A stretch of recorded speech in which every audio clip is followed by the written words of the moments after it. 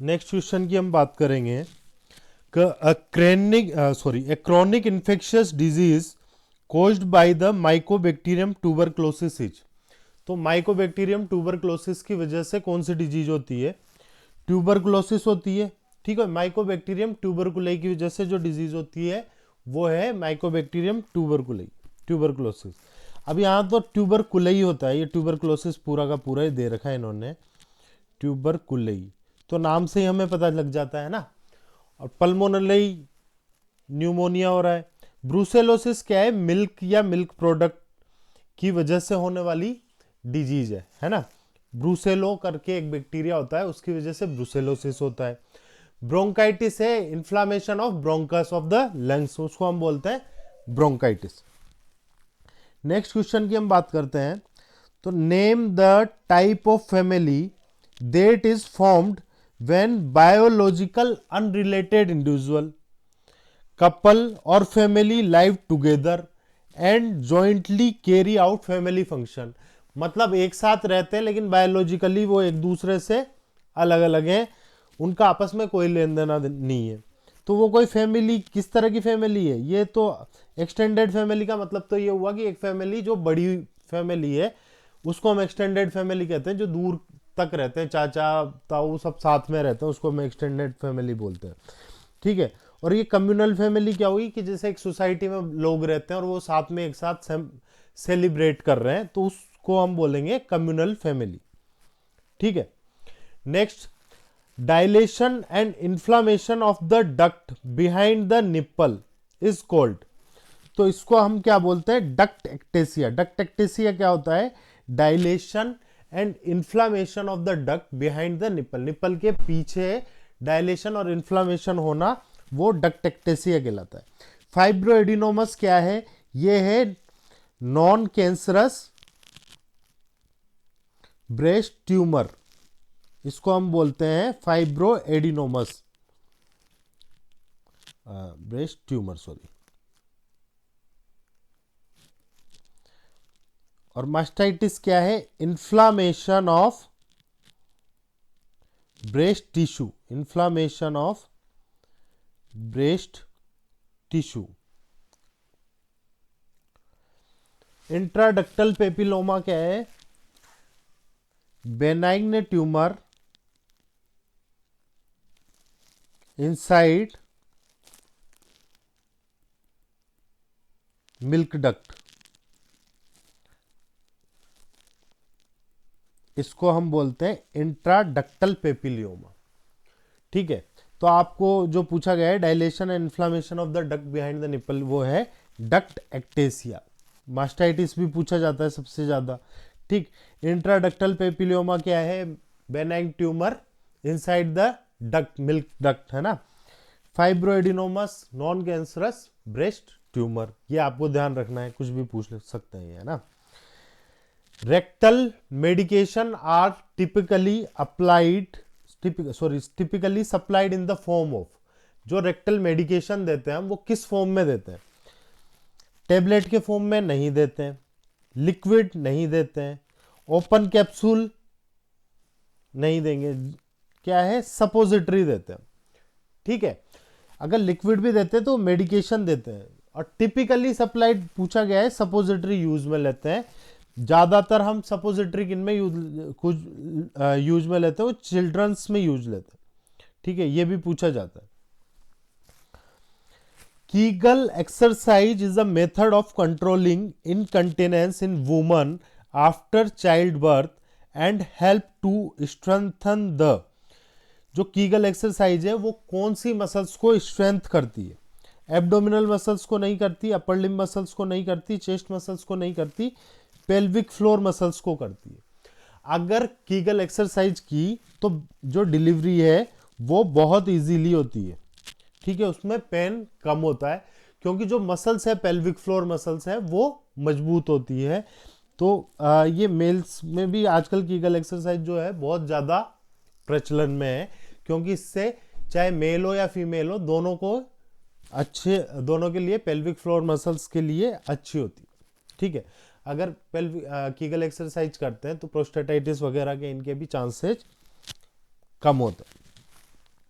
Next हम बात करते हैं health care delivery teams made up of person from various discipline who share responsibilities authorities and decision making. देखो, health care delivery में ऐसा system है जो एक या एक से ज्यादा डिसिप्लिन को क्या कर रहे हैं, शेयर कर रहे हैं, रेस्पॉन्सिबिलिटी वगैरह। तो इंट्रा का मतलब तो हुआ एक जो उसी डिसिप्लिन के अंदर है। मल्टी डिसिप्लिनरी का मतलब हुआ बहुत सारी, जो एक ही व्यक्ति बहुत सारी चीजों को देख रहा है। ठीक है। ट्रांस डिसिप्लिनरी एक से दूसरे में जा रहा है, उसको हम कह रहे हैं कि भाई पहले किसी डिसिप्लिन में था, अब किसी दूसरी चीज को कर रहा है। और इंटर डिसिप्लिनरी का मतलब ये है कि वो एक रेस्पॉन्सिबिलिटी ले रहा है और दूसरी रेस्पॉन्सिबिलिटी के बीच में जो तालम ताल है उसको हम बोलते हैं इंटर डिसिप्लिनरी टीम्स। ठीक है। एक दूसरे से वो कनेक्टेड है, रेस्पॉन्सिबिलिटी को शेयर करते हैं, उनकी सूचनाओं को शेयर करते हैं, उसको हम बोलते हैं इंटर डिसिप्लिनरी टीम। नेक्स्ट है couple who may be childless by choice are called. आजकल बहुत सी चीजें हो रही है, तो कुछ चीजें ये भी है कि जिसमें आप क्या होता है कि मैरिज तो हो जाती है कपल की, मतलब मेल फीमेल मैरिज तो कर लेते हैं, लेकिन वो पहले से ही डिसाइड करके रखते हैं कि हम कभी भी कोई भी चाइल्ड नहीं करेंगे। तो उस पर्टिकुलर टर्म को हम क्या बोलते हैं, डाइट्स। पेरेंट्स तो वो हो गए जिन्होंने बच्चे पैदा किए, तभी तो पेरेंट्स बनेंगे और उन्हीं से फैमिली बनती है। ठीक। पेयर्स का मतलब जोड़े, चाहे वो भाई बहन के हैं, माता पिता के हैं, तो उस तरह से पेयर्स बनते हैं। नेक्स्ट बात करते हैं हम an instrument that measure fetal oxygen saturation directly and in the real time. इसको हम क्या बोलते हैं, तो इसको हम बोलते हैं फीटल पल्स ऑक्सीमेट्री। ठीक है। अल्ट्रासोनोग्राफी से हम, अल्ट्रासोनोग्राफी आप समझते हो कि अल्ट्रासोनोग्राफी में हम फीटस को चेक करते हैं। फीटल स्काल्प स्टिमुलेशन क्या है, इसमें क्या करते हैं, जो फीटस का स्काल्प होता है उसको स्टिमुलेट करते हैं और फिर उससे अपन हार्ट रेट वगैरह देखते हैं। तो उससे ये पता लगता है कि अगर स्काल्प स्टिमुलेट करने के बाद अगर हार्ट रेट बढ़ रही है तो इसका मतलब फीटल वेल बीइंग है। वाइब्रो एक्ो स्टिमिक स्टिमुलेशन में क्या होता है, एक तरह से आर्टिफिशियल लेरिंग्स होता है जो क्या कर रहा है, साउंड निकाल के वापस से उसकी एक्टिविटी को हम चेक करते हैं। तो उससे हमें पता लगता है कि बेबी जो है वो सही कंडीशन में या नहीं है। तो उसके लिए अलग अलग ये तरीके। लेकिन जो real time fetal oxygen saturation बताता है वो पल्स ऑक्सीमेट्री है। फीटस का है तो फीटल पल्स ऑक्सीमेट्री है। Next, carbohydrate are divided into simple carbohydrate such. सबसे सिंपल कार्बोहाइड्रेट कौन से होते हैं, मोनोसेकेराइड, डाइसेकेराइड, है ना। तो उनमें जैसे मोनोसेकेराइड तो डायरेक्ट शुगर हो गई, डाइसेकेराइड फ्रक्टोज है, शुगर क्या कहते हैं उसको, फ्रक्टोज को हम क्या बोलते हैं, कौन सी शुगर बोलते हैं, फ्रूट शुगर भी बोलते हैं ना। ओलिगोसेकेराइड दो, मतलब 3 या लगभग 15 तक अगर कार्बोहाइड्रेट्स की चेन है तो उसको हम ओलिगोसेकेराइड बोलते हैं। पॉलीसेकेराइड मतलब बहुत सारे मोनोसेकेराइड मिलके पॉलीसेकेराइड बनाते हैं। अमीनो एसिड्स, एंजाइम, ये सब प्रोटीन और प्रोटीन के एंजाइम्स हैं। ठीक है। तो कार्बोहाइड्रेट के सिंपल फॉर्म क्या होती है, मोनोसेकेराइड या disaccharide. Next question, how many kilo calorie of energy पर ग्राम डू फैट प्रोवाइड। हमने पहले जब अभी थोड़े कार्बोहाइड्रेट की बात की थी तो हमने जाना था कि कार्बोहाइड्रेट और प्रोटीन ये 1 ग्राम 4 किलो कैलोरी देते हैं और 1 ग्राम फैट 9 कैलोरी हमें प्रोवाइड करती है। नेक्स्ट, ये आपके वापस से आ गया, देखो ब्रेस्ट फाइब्रो एडिनोमस, इसकी हमने क्या बात करी थी। ब्रेस्ट फाइब्रो एडिनोमस क्या है, benign tumour of breast, are usually detected incidentally during clinical और self examination, are usually located in. इसमें क्या होता है कि देखो ब्रेस्ट कैंसर को 2 तरीके से कर सकते हैं, जो फीमेल है वो खुद भी कर सकती है, तो उसको हम बोलते हैं ब्रेस्ट सेल्फ एग्जामिनेशन। इससे भी क्वेश्चन आता है तो आपको देखना है। तो ये क्वेश्चन पूछ रहा है breast fibroadenomas are usually detect incidentally during clinical और self examination and are usually located in, ज्यादातर हमें कहाँ देखने को मिलता है, तो ये ज्यादातर देखने को मिलता है अपर आउटर क्वाड्रेंट में, सबसे ज्यादा देखने को मिलता है ये अपर आउटर क्वाड्रेंट। ये इसका सीधा सीधा आंसर है, ये ध्यान रखना है। फाइब्रोएडिनोमस क्या है, बेनाइन ट्यूमर, और कहां देखने को मिलता है, upper outer quadrant. A situation in which a family और individual balance is disturbed requiring development of new coping strategy, पूरा का पूरा उसका जो बैलेंस है लाइफ का वो खत्म हो गया है। अब कोपिंग के लिए कौन सी एक्टिविटी, कौन सी स्ट्रेटजी काम में लेते हैं, तो वो है क्राइसिस। क्राइसिस का मतलब है बहुत भारी नुकसान हो गया, मतलब उसका पूरा का पूरा जो बैलेंस है वो डिस्टर्ब हो गया, तो उस कंडीशन को हम क्राइसिस कहते हैं। स्टेग्नेशन तो क्या हुआ कि इस तरह से बहुत, जैसे लाइफ पहले चल रही थी वैसे का वैसे चल रही है, मतलब कुछ भी लैक ऑफ मूवमेंट, कोई भी मूवमेंट नहीं आया। ट्रांजिशन का मतलब तो हुआ कि बिल्कुल का बिल्कुल ही चेंज हो गया, पहले बहुत अच्छी थी बहुत खराब हो गई, या बहुत खराब थी बहुत अच्छी हो गई, ठीक है। तो ये ट्रांजिशन है, वो अच्छी भी हो सकती है बुरी भी हो सकती है। स्ट्रेटजी जो बनाई जाती है उसको बोलते हैं। तो एक सिचुएशन जिसमें क्या होता है, फैमिली, पूरी की पूरी फैमिली या एक इंडिविजुअल व्यक्ति है, तो उसकी बैलेंस पूरा डिस्टर्ब हो जाता है, तो उस कंडीशन को हम क्राइसिस बोलते हैं।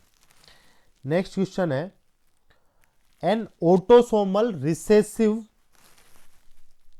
inherited disease that has been mapped to chromosome is called, एक ऑटोसोमल रिसेसिव इनहेरिटेड डिजीज है, ठीक है, जो मैप्ड करती है क्रोमोसोम को, उसको क्या बोलते हैं हम, देखो उसको हम बोलते हैं अटेक्सिया टेलेंजेक्टेसिया। ये क्या है, टेलेंजेक्टेसिया, ये क्या है, जेनेटिक डिसऑर्डर है, जेनेटिक डिसऑर्डर है नर्व का, नर्व और इम्यून सिस्टम का। इसमें क्या होता है कि पूरा का पूरा मैप्ड हो जाता है क्रोमोसोम, ठीक है। इस कंडीशन को हम बोलते हैं अटेक्सिया टेलेंजेक्टेसिया। नेक्स्ट आप बात करो न्यूरोफाइब्रोमेटोसिस, तो ये क्या है, ये भी बेनाइग्न फाइब्रोमेटोसिस, बेनाइग्न ट्यूमर है, और ये कहां पे हो सकती है, स्पाइन या ब्रेन, उसको हम बोलते हैं न्यूरोफाइब्रोमेटोसिस। नेक्स्ट है वॉन हिप्पल लिंडेउ डिजीज, ये क्या है, रीनल सेल कार्सिनोमा है, क्लियर रीनल सेल कार्सिनोमा, इसको हम बोलते हैं, इसका दूसरा नाम है वॉन हिप्पल लिंडेउ डिजीज। और ट्यूबरस स्क्लेरोसिस क्या है, ये भी नॉन कैंसरस ग्रोथ है,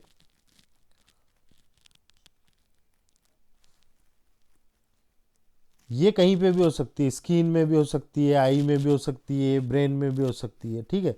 तो इसको बोलते हैं ट्यूबरस स्क्लेरोसिस।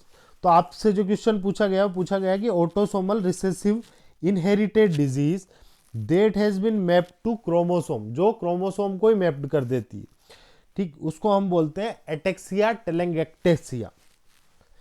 नेक्स्ट क्वेश्चन है, identify the disorder when a single gene in the heterozygous state is capable of producing a phenotype. देखो दोबारा पढ़ते हैं ध्यान से, आइडेंटिफाई द डिसऑर्डर, डिसऑर्डर को पता लगाओ जहां पे a single gene in heterozygous state is capable of producing A phenotype, एक अकेला हेटेरोजाइगस स्टेट में भी कैपेबल होता है पूरी की पूरी डिजीज को या पूरे के पूरे फिनोमिना को पैदा करने के लिए। तो वो मल्टी तो हो नहीं सकता, मल्टीफैक्टोरियल इनहेरिटेंट डिसऑर्डर का मतलब तो ये है कि जब बहुत सारे फैक्टर मिलके किसी एक डिसऑर्डर को पैदा करते हैं। ऑटोसोमल डोमिनेंट इनहेरिटेंट डिसऑर्डर, इसको हम बोलते हैं ऑटोसोमल डोमिनेंट। डोमिनेंट इसलिए क्योंकि वो डोमिनेंसी कर रहा है, एक अकेला ही डोमिनेंट है और डिजीज को पैदा कर रहा है, तो उसको हम बोलते हैं ऑटोसोमल डोमिनेंट इनहेरिटेंट डिसऑर्डर, ये इसका आंसर है। Autosomal recessive inherent disorder. Recessive का मतलब तो ये है कि वो एक जगह से बस दूसरी जगह ले के जा रहा है। जैसे कि हम ये देखते हैं कि एक्स लिंक्ड इनहेरिटेंट डिसऑर्डर में क्या होते हैं, दो टाइप के होते हैं, एक्स लिंक्ड रिसेसिव और एक्स लिंक्ड डोमिनेंट। तो जहां पे एक्स लिंक्ड डोमिनेंट है, इसका मतलब जो एक्स लिंक है वो डोमिनेंसी रखता है। मतलब ये जो फीमेल्स में जो भी बीमारी है या जो भी डिसऑर्डर होगा ये फीमेल्स में होगा। और जो एक्स लिंक्ड रिसेसिव का मतलब क्या है कि वो सिर्फ रिसीव कर रहा है और अपनी को दूसरे को दे रहा है, तो वहां पे डोमिनेंसी वाई जीन हो जाएगा। तो ये जो बीमारी होगी वो किन में होगी, मेल में। तो इस तरह से ये है, रिसेसिव का मतलब ये है कि वो सिर्फ रिसीव कर रहा है, एक जगह से चीज को लेके जा रहा है। और डोमिनेंसी का मतलब ये है कि वो खुद इतना कैपेबल है सिंगली कि वो पूरा का पूरा एक डिसऑर्डर क्रिएट कर सकता है। Cancer, next question, cancer that has metastasis to other organ is present at what stage is classified breast cancer. अब ये तो चाहे ब्रेस्ट कैंसर है या कोई सा भी जिंदगी किसी भी तरह का कैंसर है, अगर कैंसर मेटास्टेसिस हो गया तो वो स्टेज हो जाती है फोर्थ स्टेज। देखो फर्स्ट स्टेज का मतलब तो यही है कि कार्सिनोमा अंदर ही है, सेकंड स्टेज वो आसपास फैला है, थर्ड स्टेज आसपास के ऑर्गन में फैला है। लेकिन अगर वो मेटास्टेसिस कर गया तो वो फोर्थ स्टेज कहलाती है। जब मतलब पूरा का पूरा इसको कैंसर अपना पूरा का पूरा एक टॉपिक है, इसको भी ध्यान से पढ़ना है, हमेशा क्वेश्चन आते हैं। चैप्टर है, टॉपिक है, a condition in which there is an inadequate consumption, poor absorption और एक्सेसिव लॉस ऑफ न्यूट्रिएंट, उस कंडीशन को हम क्या कहेंगे, अंडर न्यूट्रिशन। देखो इनएडिक्वेट कंजप्शन, पुअर एब्जॉर्प्शन और एक्सेसिव लॉस ऑफ न्यूट्रिएंट, उसको न तो वो पूरा का पूरा ही न तो उसको ढंग से कुछ मिल रहा, न अगर वो कुछ जो थोड़ा बहुत खा रहा है वो एब्जॉर्ब नहीं हो पा रहा, और जो थोड़ा बहुत एब्जॉर्ब हो रहा है वो भी न्यूट्रिएंट लॉस हो जाते हैं, तो उसको हम बोलते हैं अंडर न्यूट्रिशन। माल न्यूट्रिशन का मतलब ये है कि उसको या तो प्रॉपर माल न्यूट्रिशन, जो हम चाइल्ड की बात करते हैं तो उसका मतलब ये है कि उसको न्यूट्रिशन मिला ही नहीं है, उसको हम माल न्यूट्रिशन बोलते हैं। यहां पे न्यूट्रिशन मिल रहा है, न्यूट्रिशन भी नहीं मिल रहा, वो उसको पचा भी नहीं पा रहा, और जो थोड़ा बहुत पच रहा है वो भी उसके शरीर में नहीं टिक रहा, तो उसको हम बोलते हैं under nutrition. Next question, name the investigating procedure which involve taking X-ray picture of the bare breast while they are compressed between two plastic plates। दो प्लास्टिक प्लेट के बीच में ब्रेस्ट को रख के और उसका एक्सरे लिया गया, तो उस टर्म को हम क्या बोलते हैं, तो उस टर्म को हम बोलते हैं मेमोग्राफी। मेमोग्राफी का मतलब ही यही है कि एक्सरे ऑफ ब्रेस्ट, ठीक है, इसको हम बोलते हैं मेमोग्राफी। फाइन नीडल एस्पायरेशन का मतलब क्या है, नीडल डाली, एस्पायरेट किया, उसकी फिर बायोप्सी की, ठीक, ये भी एक तरह की बायोप्सी है। और ये लिम्फ नोड की बायोप्सी होती है। इसमें क्या करते हैं कि जब कोई भी प्रोसीजर किया, जैसे ज़्यादातर क्या होता है कि ब्रेस्ट कैंसर में लिम्फ नोड बनते हैं, तो लिम्फ नोड को निकाला, अब वो फाइब्रोएडिनोमस है मतलब बेनाइन ट्यूमर है या कैंसरस है, वो निकालने के बाद हमने जब बायोप्सी की तब पता लगा, तो उस बायोप्सी को हम क्या बोलते हैं, सेंटिनल लिम्फ नोड बायोप्सी। मतलब प्रोसीजर करने के बाद आपने लिम्फ नोड निकाला और फिर जब उसके बाद उसकी बायोप्सी होती है तो उसको हम बोलते हैं सेंटिनेंटल लिम्फ नोड बायोप्सी। और मेमोग्राफी क्या है, x-ray of breast. Next, the administration of all or part of a pathogen or performed antibodies to elicit an immunological response that protect from disease is called, क्या बोलते हैं, antibody का immunological जो response आ रहा है उसको हम क्या बोलते हैं, तो उसको हम क्या बोलेंगे, इम्यूनाइजेशन। वैक्सीनेशन क्या है, वैक्सीनेशन वो प्रोसीजर है जिससे इम्यूनाइजेशन किया जाता है। लेकिन ये प्रोसीजर नहीं पूछ रहा, ये पूछ रहा है कि जो इम्यूनोलॉजिकल रेस्पॉन्स आया तो उसको हम क्या बोलेंगे, इम्यूनाइजेशन। इम्यूनाइजेशन के थ्रू ही तो इम्यूनिटी को बढ़ाया जाता है, तो वही ये चीज पूछ रहा है ना। नेक्स्ट हम बात करते हैं history that include a menstrual, obstetrical and gynaecological history. इस पूरी को मिला के हम क्या बोलते हैं? फैमिली हिस्ट्री नहीं बोलते, सेक्सुअल हिस्ट्री नहीं बोल सकते, इसको हम बोलते हैं रिप्रोडक्टिव हिस्ट्री। जेनेटिक हिस्ट्री भी नहीं बोलते। मतलब क्या है कि पूरी की एक वुमन की लाइफ में पूरी जो उसकी साइकिल है, मेच्योरेशन, रिप्रोडक्टिव, सबको मिला के हम रिप्रोडक्टिव हिस्ट्री बोलते हैं। कितने बच्चे हुए, नहीं हुए, सारा reproductive history. The second stage of labour and with, देखो लेबर में कितनी स्टेज होती है? टोटल 4 स्टेज होती है। First, second, third, fourth. First stage क्या होती है? सर्वाइकल डायलेशन जो है उस स्टेज को हम बोलते हैं फर्स्ट स्टेज। सेकंड स्टेज क्या होगी? फुल सर्वाइकल डायलेशन और बर्थ ऑफ द बेबी, ठीक है, वो है सेकंड स्टेज। थर्ड स्टेज क्या है? बर्थ ऑफ प्लेसेंटा, या ये बोलो कि सेपरेशन ऑफ प्लेसेंटा, ये है थर्ड स्टेज। और फोर्थ स्टेज है ऑब्जर्वेशन। कितने टाइम के लिए? 2 आवर आफ्टर प्लेसेंटल सेपरेशन, 2 घंटे बाद तक हम प्लेसेंटा सेपरेट हुई उसके बाद तक जो ऑब्जर्वेशन करते हैं उसको बोलते हैं fourth stage, observation stage.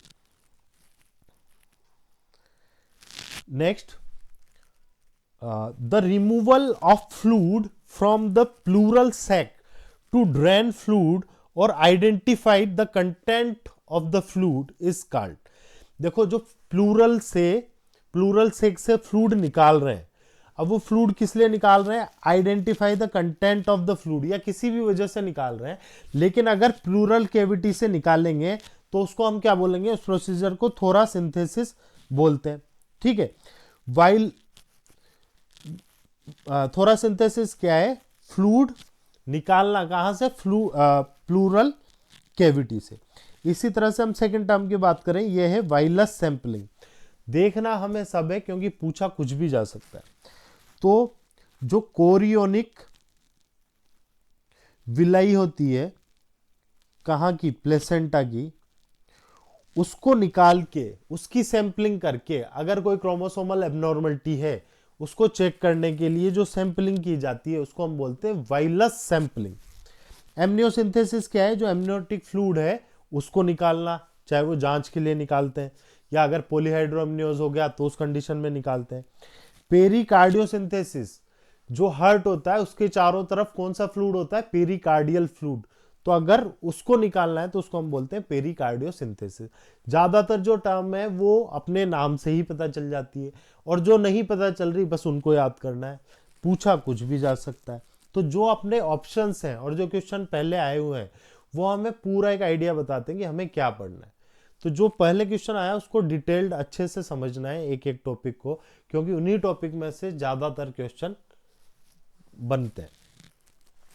Next हम बात करते हैं the vibration of valve and ventricular valve during the second phase of ventricular feeling when the atria contract.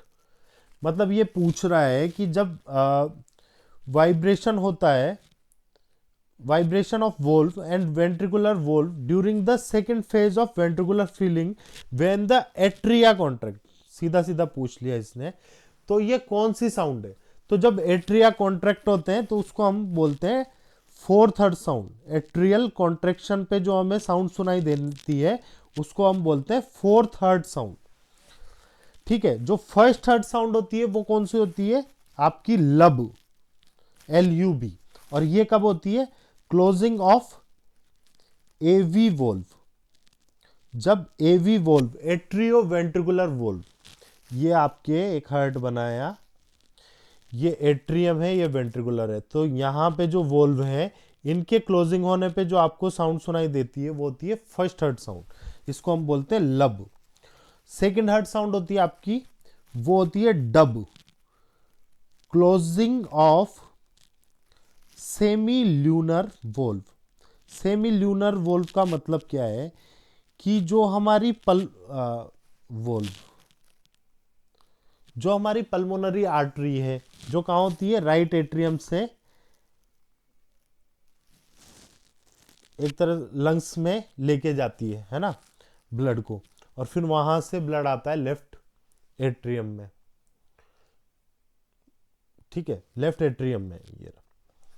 तो इसको हम बोलते हैं ये, और इन दोनों के बीच में क्या होगी, जो वोल्व होते हैं, या जो लेफ्ट वेंट्रिकल से आउटा के लिए, आउटा निकलता है लेफ्ट वेंट्रिकल से, तो उनके बीच में जो वोल्व होते हैं उनको हम बोलते हैं सेमी ल्यूनर वोल्व। तो जब इनका क्लोजिंग होता है तो इसको जो साउंड आती है वो आती है डब, और उसको हम बोलते हैं सेकेंड हर्ट साउंड। डायरेक्ट भी पूछा जा सकता है लब साउंड कौन सी है, फर्स्ट है, सेकेंड है, थर्ड है ना, तो लब है first heart sound, closing of the atrio ventricular valve. और डब साउंड है closing of the semi lunar valve, आपके जो आउटा है या पल्मोनरी आर्टरी है उनके जो वोल्व है उनके बंद होने पे जो साउंड आती है वो होती है डब। ठीक है, और थर्ड हर्ट साउंड जो होती है वो होती है flow of blood into ventricles. जब वेंट्रिकल्स में ब्लड फ्लो करता है तो जो हमें साउंड सुनाई देती है हल्की, उसको हम बोलते हैं थर्ड हर्ट साउंड। और जो फोर्थ हर्ट साउंड है वो आपसे पूछ लिया गया है कि जब एट्रियल कॉन्ट्रैक्शन होता है तो हमें एट्रियल कॉन्ट्रैक्ट होता है तो हमें कौन सी साउंड सुनाई देती है, वो सुनाई देती है फोर्थ हर्ट साउंड। ठीक है, नेक्स्ट है आपका an acute respiratory disorder characterized by paroxysmal cough, whooping cough and copious secretion। whooping cough में जो सिक्रेशन होता है वो कोपियस होता है, मतलब बहुत गाढ़ा गाढ़ा सा सिक्रेशन होता है ना। तो उसको अब देखो, इसका तो सीधा नाम ही दे दिया, पर्ट्यूसिस का दूसरा नाम ही whooping cough है, या इसका एक और नाम है वो है 100-day कफ। ये ध्यान रखना है आपको। सारे के सारे जो ये हैं ये रेस्पिरेटरी डिसऑर्डर ही है, चाहे स्कारलेट फीवर है, डिप्थीरिया, पर्ट्यूसिस, टिटनेस। ठीक है, ये सारे के सारे क्या है, रेस्पिरेटरी हैं, लेकिन अलग अलग कारण से होते हैं। पर्ट्यूसिस का दूसरा नाम वूपिंग कफ और तीसरा नाम 100-day कफ है। जो स्कारलेट फीवर होता है ये किसकी वजह से होता है, स्ट्रेप्टोकोकस ग्रुप ए बैक्टीरिया की वजह से होता है। ठीक है, डिप्थीरिया आपको कॉर्निबैक्टीरियम डिप्थीरिया की वजह से देखने को मिलता है। और जो पर्ट्यूसिस होता है ये होता है बोर्डेला